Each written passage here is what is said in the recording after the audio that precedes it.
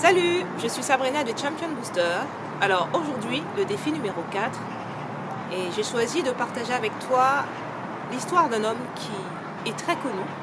Et cet homme m'a bouleversée parce qu'il est resté 27 ans de sa vie en prison, plus d'un tiers de sa vie.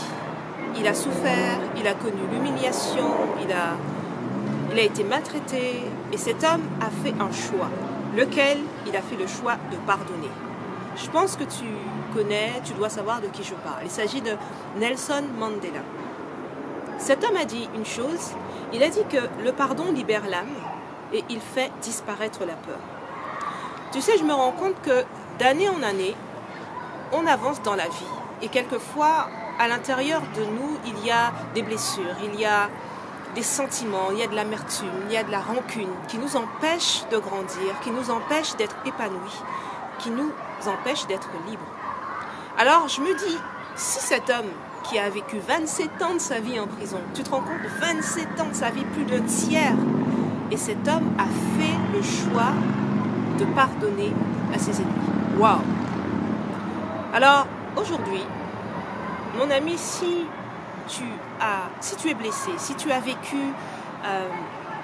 quelque chose de tragique dans ton passé, et si tous les jours tu y penses et tu as du mal à sourire, tu as du mal à t'épanouir, peut-être qu'on pourrait pour une fois vraiment appliquer ce qu'a fait Nelson Mandela, c'est de pardonner.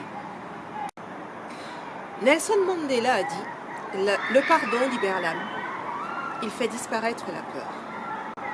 Il y a un professeur, le professeur Carston, qui dit que la haine et la vengeance sont comme des poisons actifs qui tuent ce qui est bon en nous. Je sais que on avance dans la vie quelquefois et on traîne avec nous des blessures du passé. Et ces blessures, elles s'infectent, elles nous font du mal et nous sommes tellement blessés que nous, à notre tour, nous faisons du mal aux autres. Nelson Mandela a fait ce choix de pardonner, malgré tout le mal qu'il a subi, malgré toute l'oppression.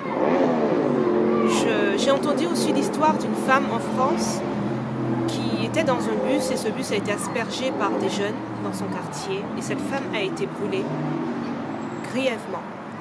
Et cette femme, lors de l'audience, a pu pardonner à ces jeunes. J'ai connu aussi l'histoire, je me rappelle de l'histoire de Lakshmi, cette indienne qui a été brûlée à l'acide.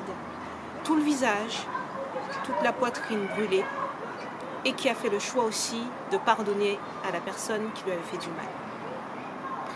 C'est extraordinaire, c'est très fort et je me dis que vraiment que le pardon, c'est une puissance qui libère.